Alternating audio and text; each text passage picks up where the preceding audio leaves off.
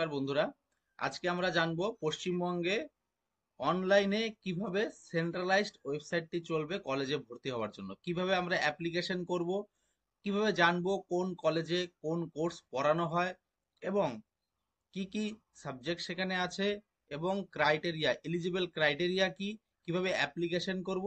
দেখুন, সবাই অনলাইনের দোকানে গিয়ে অ্যাপ্লিকেশন করে, কিন্তু তার আগে তো জানতে হবে, প্রসেসটা না জানলেও তার আগে জানতে তো হবে কোন কলেজে কি সাবজেক্ট আছে, কত বছর লাগবে, আমি অ্যাপ্লিকেশন করতে পারবো কিনা, অর্থাৎ আমি এলিজিবল কিনা, এবং কোথায় কোথায় পড়বো একটা টার্গেট করে রাখতে হবে, এবং কি কি ডকুমেন্টস লাগবে। এর জন্য কিন্তু আজকের ভিডিওটি খুব ইম্পর্টেন্ট। এটা জানতে হবে এবং দেখতে হবে। তারপরে প্রসেস আপনারা নিজেরা করেন না, সবাই ক্যাফেতে গিয়ে করান অ্যাপ্লিকেশন, বাট এই জিনিসগুলো কিন্তু জানতে হলে অ্যাপ্লিকেশন করার আগে খুব প্রয়োজন, এবং জানতে হলে আজকের ভিডিওটি দেখতে হবে।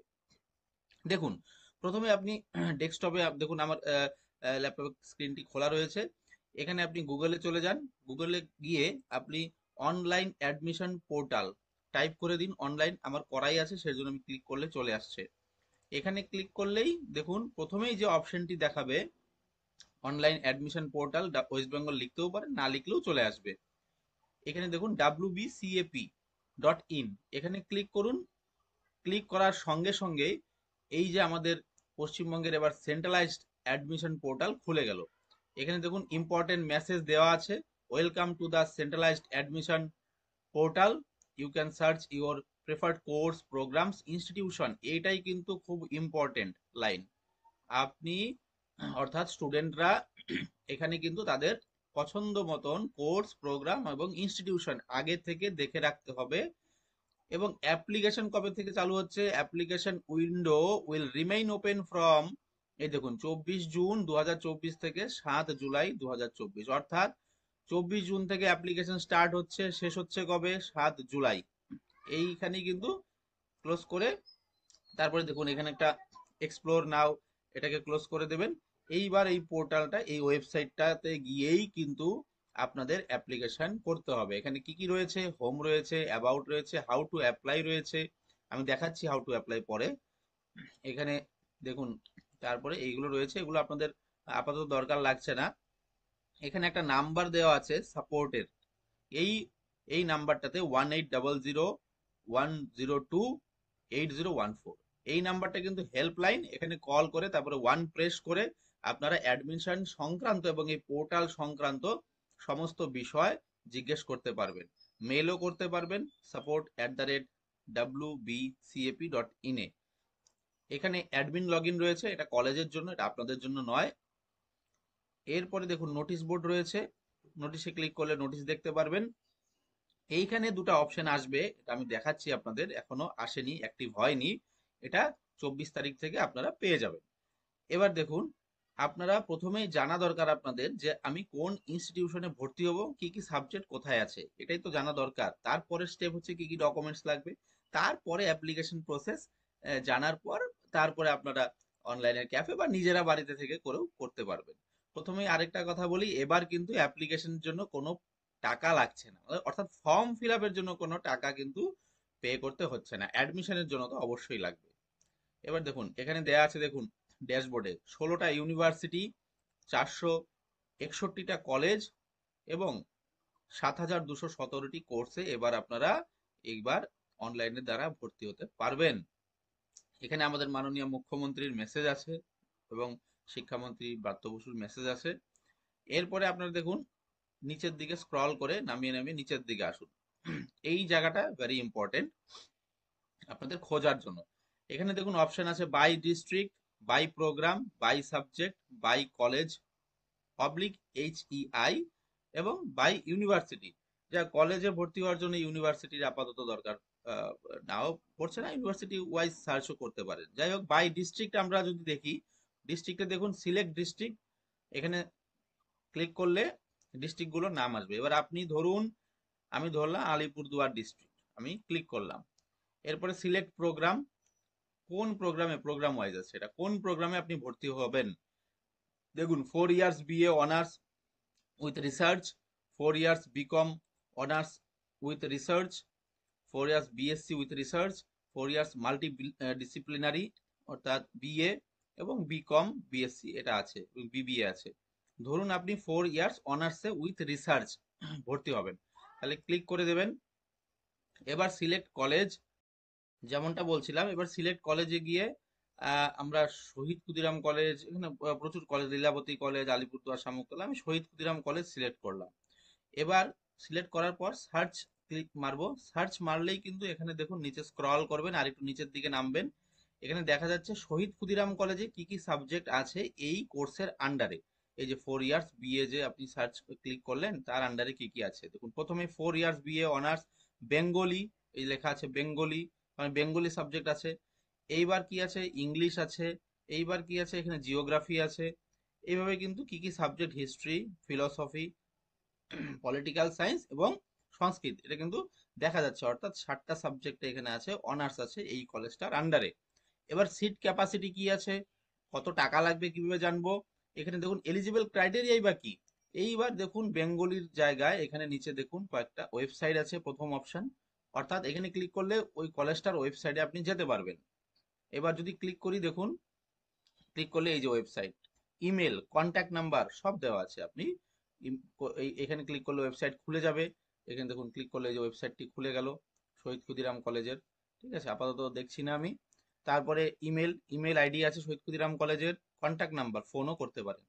এবার এখানে টোটাল সিটও দেওয়া আছে 3,171টা সিট আছে টোটাল, সব মিলিয়ে শহীদ ক্ষুদিরাম কলেজে। এবার আপনি সিট ম্যাট্রিক্স কি আছে এখানে দেখুন, টোটাল সিট আছে 97, ইনক্লুডিং 3 PWD, ফিজিক্যাল হ্যান্ডিক্যাপ। এবার আহ, এবার এখানে 97টা সিট আছে, তার ভাগও দেওয়া আছে। আনরিজার্ভে 43, ওবিসি এতে 10, ওবিসি বিতে 7, এবার এসসি তে 21, এসটি তে 6, ঠিক আছে, ইডাব্লিউএস এবার এটাতে আছে 10।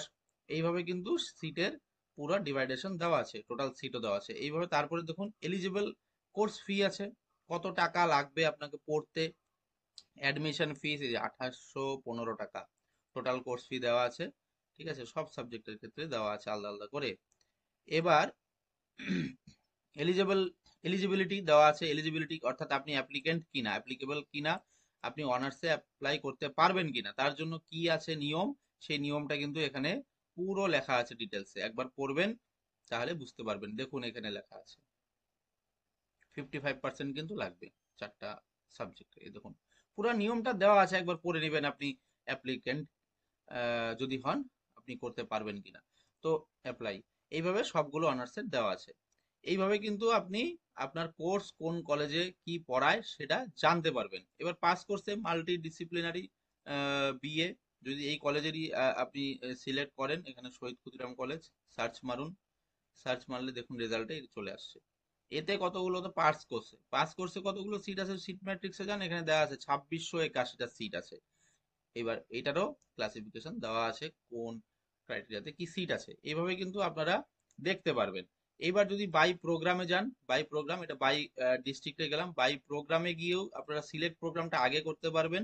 ধরুন আপনি 4 ইয়ার্সে করলেন, ডিস্ট্রিক্ট দিয়ে দিলেন আলিপুরদুয়ার, তাতেও কিন্তু ওই কলেজ নেম আলিপুরদুয়ার কলেজ যদি দেন, তাহলে এখানে দুয়ার কলেজে কি কি আছে দেখা যাচ্ছে, হিস্ট্রি এই সেই। হ্যাঁ, এখানে সিট কতগুলো আছে সেম ওয়াইজে দেখা যাচ্ছে। এইভাবে কিন্তু আপনি সার্চ করে নিতে পারবেন। এবার এভাবে বাই সাবজেক্ট সেম সেমই হবে এগুলো। সার্চ করে নেওয়ার পরে তাহলে আপনি জানতে পারলেন যে কোন কলেজে কি কি সাবজেক্ট আছে। এটা যেটা প্রথম আমি পয়েন্ট বললাম, যে প্রথম জানা দরকার কোন কলেজে কি সাবজেক্ট আছে, জানা হয়ে গেল। এবার আপনি অ্যাপ্লাই কি করবে, কিভাবে করবেন এবং কি কি ডকুমেন্টস লাগবে, সেটা যেহেতু এখনো শুরু হয়নি, 24 তারিখ থেকে শুরু হবে, তাও আমি দেখিয়ে দিচ্ছি। এখানে হাউ টু অ্যাপ্লাই এ যাবেন, ওয়েবসাইটটার উপরে ঠিক এই দিকটাতে হাউ টু অ্যাপ্লাই, এখানটায় কিন্তু এখানে গাইডলাইন আছে দেখুন। এই যে হাউ টু অ্যাপ্লাই, গাইডলাইন আছে, এখানে বিভিন্ন ল্যাঙ্গুয়েজ আছে, ইংলিশে আছে, বাংলায় আছে, হিন্দিতে আছে, সাঁতালিতে আছে। আপনার প্রেফারেবল ল্যাঙ্গুয়েজে সিলেক্ট করলেই আপনি কিন্তু পুরো গাইডলাইনটা পাবেন, যে কিভাবে আপনি অ্যাপ্লিকেশন করবেন এবং কি কি ডকুমেন্টস লাগবে। যদিও পোর্টালটি এখনো স্টুডেন্টদের জন্য চালু হয়নি, কিন্তু আমরা একবার দেখে নিতে পারবো। ঠিক আছে, তো অবশ্যই আমরা দেখব এবং জানবো কি কি দরকার। তার আগে কিন্তু সাবস্ক্রাইব বাটনে ক্লিক করে আমার চ্যানেলটি সাবস্ক্রাইব করবেন, কারণ প্রসেস চালু হলে কিভাবে অ্যাপ্লিকেশন করা হবে তার একটা ফর্ম ফিল আপও আমি করে দেখাবো। তো তো আসুন এবার আমি বাংলায় আমি দেখি গাইডলাইনটা, ঠিক আছে, না ইংলিশে দেখবো? আচ্ছা বাংলাতেই দেখি। বাঙালি চ্যানেল আমার, দেখুন পুরো পিডিএফ খুলে গেল। এই যে পুরো দেখুন, এই যে গাইডলাইনটা, এই যে গাইডলাইনটা দেখুন, এখানে গাইডলাইনটা পাবেন। এখানে দেখুন পিডিএফ, এখানে নিচে নেমে যান এবং প্রথম দিকগুলো আমি দেখিয়ে দিয়েছি। আর এগুলো এত কষ্ট করে আপনাদের দেখতে হবে না, আমি একদম শর্টে নিয়ে যাই। একদম শর্টে নিয়ে গেলে আপনাদের দেখতে সুবিধা হবে। একটু দুঃখিত, একটু আমার পেজটা চলে গেল, একটু ব্যাক করে যাই। হাউ টু অ্যাপ্লাই গেছিলাম, বাংলায় দেখছিলাম, ঠিক আছে। এখানে একবারে এগুলো আমি দেখিয়ে দিয়েছি। দেখুন কি কি ডকুমেন্টস লাগবে, আবেদন করার জন্য কি কি ডকুমেন্টস লাগবে, এটা খুব ইম্পর্টেন্ট, নোট করে রাখুন, নোট ডাউন করুন, বা এখান থেকে বারবার দেখে লিখে নিতে পারেন। দেখুন, দশম শ্রেণীর মার্কশিট পিডিএফ ফরম্যাটে সর্বোচ্চ 2 MB, 2 MBর উপরে কিন্তু স্ক্যান করলে হবে না সাইজ, ঠিক আছে। 10th-এর মার্কশিট, দ্বাদশ শ্রেণীর মার্কশিট অর্থাৎ এইচএস এর মার্কশিট, এটাও 2 MB। SC/ST সার্টিফিকেট, পিডব্লিউডি শংসাপত্র প্রযোজ্য হলে, যদি কারো থাকে তাহলে, বৈধ পরিচয়পত্র, উদাহরণ আধার কার্ড, ড্রাইভিং লাইসেন্স, পাসপোর্ট, এটাও কিন্তু পিডিএফ এর 2 MB। বাংলা শিক্ষা আইডি যদি থাকে দিয়ে দেবেন। স্কুলে যাদের বাংলা শিক্ষা আইডি হয়েছে, অনেকেরই স্কুলে বাংলা শিক্ষা আইডি হয়ে গেছে, তারা কিন্তু শিক্ষা আইডি দিয়ে দিবেন, তাহলে কলেজে গিয়ে আর সমস্যা হবে না, তাহলে কলেজে আবার তৈরি করতে হবে। এবার বয়সের প্রমাণপত্র দেবেন, অ্যাডমিট কার্ড 10th-এর। তারপরে আবেদনকারীর রঙিন ছবি, কি ফরম্যাটে দেওয়া যাবে দেখুন লেখা আছে, জেপিইজি, পিএনজি, এটাও 2 MB। আবেদনকারীর স্বাক্ষর, ডিজিটাল সিগনেচার, সিগনেচার করে ফটো তুলে 1 MBর মধ্যে। আবেদনকারী অভিভাবকের ব্যাংক অ্যাকাউন্টের নম্বর ও আইএফএসসি কোড, ব্যাংকের চেক, পাসবই প্রথম পাতা, এগুলো লাগবে, সবগুলো স্ক্যান করে। এখানেও দেখুন হেল্পলাইন নাম্বারটা দেওয়া আছে। যাই হোক, এই গেল ডকুমেন্টস লাগবে। এইবার দেখুন এই যে ওয়েবসাইটটা, যে অপশনটা এখন অ্যাক্টিভ নেই, আমি বললাম অপশনটা এখনো আসেনি, এই যে নোটিশ বোর্ডের পাশেই স্টুডেন্টস লগ ইন এবং স্টুডেন্টস রেজিস্টার, রেজিস্টার নাও। প্রথমে কিন্তু আপনাদের রেজিস্টার নাও করতে হবে, নাও গিয়ে রেজিস্টার করে নিতে হবে আপনাদেরকে। তারপরে গিয়ে আপনাদের আবার এই লগ ইনে গিয়ে লগ ইন করতে হবে। রেজিস্টার কিভাবে করবেন দেখুন, পুরা প্রসেসটা কিন্তু দেওয়া আছে। এই যে একটা বৈধ মোবাইল নাম্বার এবং ইমেল আইডি, এটা খুব ইম্পর্টেন্ট। এটা কিন্তু দোকানে যদি করেন, দোকানদারের ইমেল আইডি মোবাইল নাম্বার দেবেন না। বারবার বলছি, দোকানের ইমেল আইডি মোবাইল নাম্বার দেবেন না, নিজেরটাই দেবেন। এমন ইমেল আইডি দেবেন যেটা সব সময় আপনি চালান, অর্থাৎ স্টুডেন্ট সব সময় ইউজ করে, এবং নিজের মোবাইল নাম্বার বা বাড়ির কারো মোবাইল নাম্বার দেবেন। পরবর্তীতে কিন্তু কলেজে এগুলো দরকার হয়। এবার তারপরে আপনার এইচএস এর রেজিস্ট্রেশন সার্টিফিকেটের জেরক্স, এখানে স্ক্যান কপি লাগবে, রেজিস্ট্রেশন নাম্বারটি এখানে লাগবে আপনাদের রেজিস্টার করার জন্য। দেখুন এই যে বৈধ মেল আইডি, এগুলো দিয়ে এখানে দিয়ে একের পর এক স্টেপ বাই স্টেপ দেখানো আছে। দেখুন পুরো বাংলায় লেখা আছে, ইংলিশে লিখলে আপনি ইংলিশও দেখতে পারবেন। এইভাবে কিন্তু আমি প্রসেসটা পুরা বলছি না, আপনারা গাইডলাইনটি নিজেরা ডাউনলোড করেও দেখে নিতে পারেন, বা আমি ডেসক্রিপশনে লিংক দিয়ে দেবো। এখানে অনলাইনে প্রোফাইল তৈরি হয়ে গেল, ঠিক আছে। তৈরি হওয়ার পরে প্রোফাইল তৈরি করার যে ধাপগুলি অনুসরণ করবেন, এই দেখুন পুরো দেওয়া আছে এখানে ধাপগুলো। ড্যাশবোর্ডে আপডেট প্রোফাইলে ক্লিক করুন, পার্সোনাল ইনফরমেশনের ট্যাবে গিয়ে ক্লিক করুন, ইনফরমেশন দিন, অ্যাড্রেস, অ্যাডিশনাল ট্যাব, কোনটার ডিটেলস কোন পাতায় দেওয়া আছে সেটাও লেখা আছে এখানে দেখুন। এখান থেকে দেখে নিতে পারবেন। দেখার পরে যে শিক্ষার্থীর ড্যাশবোর্ড, এখানে পুরো ড্যাশবোর্ড আসলো। এবার এই যে প্রোফাইল তৈরি করার পদ্ধতি দেওয়া আছে, এখানে গাইডলাইন গুলো দেওয়া আছে। প্রোফাইল তৈরি হয়ে গেলে তারপরে আপনারা লগ ইন করবেন। ওই যে স্টুডেন্টস লগ ইন প্রথমে দেখালো, ওই স্টুডেন্টস লগ ইনে গিয়ে স্ক্রল ডাউন, স্ক্রল আপ করে আমি দেখাচ্ছি। এই যে লগ ইন, এখানে লগ ইন করলে তারপরে কিন্তু আপনারা এই কোর্স টোর্স দিয়ে চয়েস করে আপনারা কিন্তু অ্যাপ্লাই করতে পারবেন। যেটার প্রসেস এখানে দেওয়া আছে সেটা আমি বলছি পরে, আমি করে দেখাবো যখন অপশনটা চলে আসবে। যাই হোক, এটাই মোটামুটি দেখুন দেওয়া আছে এখানে সব, আপনারা এখান থেকে দেখে নিতে পারেন।